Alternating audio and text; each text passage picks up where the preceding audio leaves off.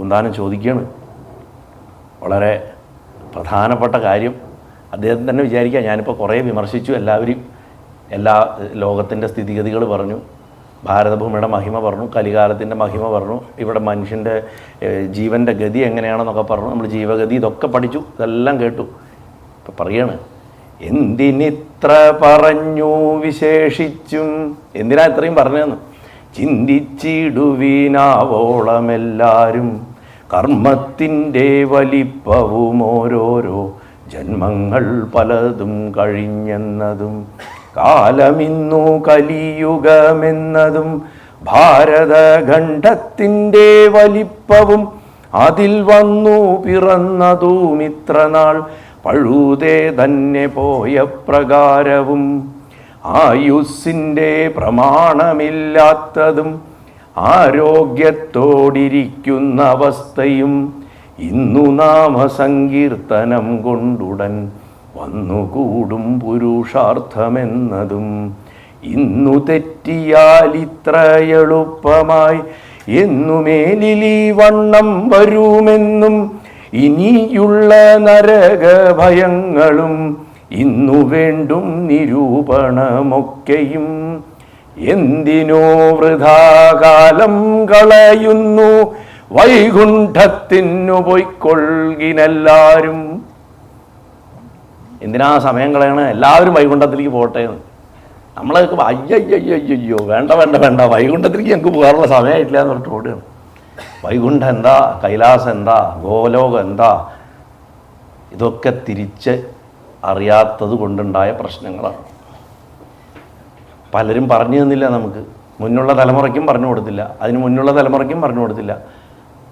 യഥാർത്ഥ ഗുരുക്കന്മാർ മാത്രം അവരുടെ ശിഷ്യപരമ്പരകൾക്ക് രഹസ്യമായിട്ട് പറഞ്ഞു കൊടുത്തു, ഇതാണിത്, പറ്റിക്കപ്പെടരുത്. നമ്മളിപ്പോൾ അമ്മയെ പ്രാർത്ഥിക്കുമ്പോൾ പറയും അല്ലേ, സുധാ സിന്ധോർ മധ്യേ സുരവിട വിവാടി പരിവൃതേ നിവോപവനപതി ചിന്താമണി ഗൃഹേ ശിവാകാരേ മഞ്ചേ എന്നൊക്കെ പറഞ്ഞിട്ട് സൗന്ദര്യലഹരിയിൽ തന്നെ ദേവിയുടെ ജംബുദ്വീപത്തിൽ ഇരിക്കുന്ന ശ്രീചക്രത്തിൻ്റെ നടുക്ക് ഇരിക്കുന്ന ത്രിപുരസുന്ദരിയുടെ രാജധാനിയുടെ ഒരു വർണ്ണനയൊക്കെ ഉണ്ട്. ആ സ്ഥലം ഏതാ, അല്ലെങ്കിൽ കൈലാസം ഏതാ, എന്താ വൈകുണ്ഠം? നമ്മളിതിനെയൊക്കെ നമ്മുടെ കണ്ണിലുള്ള ഒരു രാജ്യം അല്ലെങ്കിൽ ഒരു സ്ഥലം എന്ന സങ്കല്പത്തിൽ മനസ്സിൽ ഇങ്ങോട്ട് സങ്കല്പിച്ച് വെച്ചിരിക്കുക. ആ വാക്കുകളുടെ ഉള്ളിലൊക്കെ തന്നെയുണ്ട്. കൂടുതൽ ഇപ്പോൾ വിശദീകരിക്കില്ല. നമ്മളിപ്പോൾ വൈകുണ്ഠം എന്നുള്ള വാക്കായതുകൊണ്ട് അത് മുമ്പും പറഞ്ഞിട്ടുണ്ട്, ഒന്നുകൂടെ പറയണു.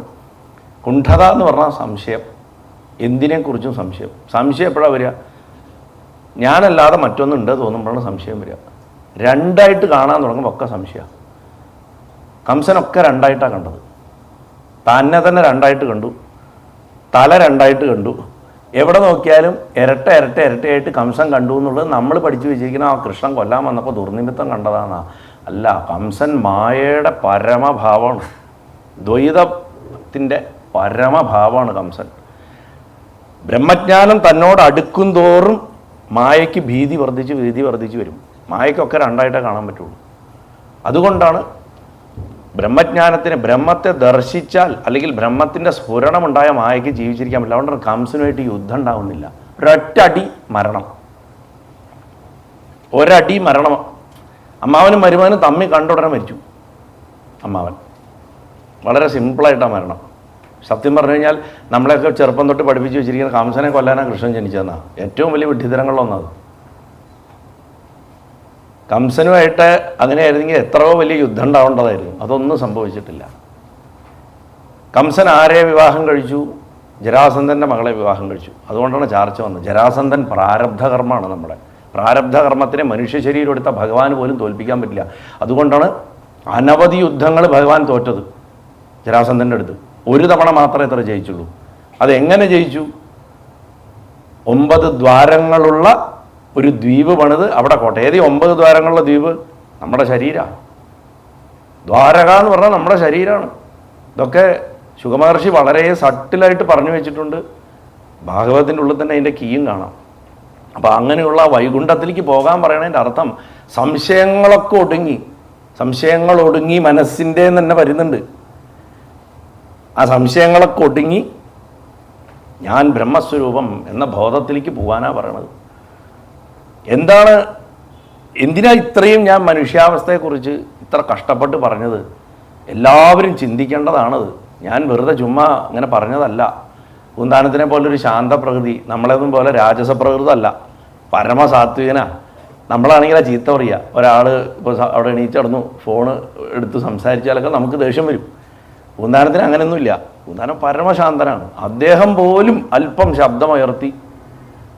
എന്തിനാ ഇപ്പം ഞാൻ ഇത്രയും പറഞ്ഞേ എന്നാണ് ചോദിക്കണത്. അത് നിങ്ങൾ മനസ്സിലാക്കണം. അലംഘ്യമാണ്, മുറിക്കാൻ സാധിക്കാത്തതാണ് കർമ്മത്തിൻ്റെ കയറ് എന്ന് പറയുന്നത്.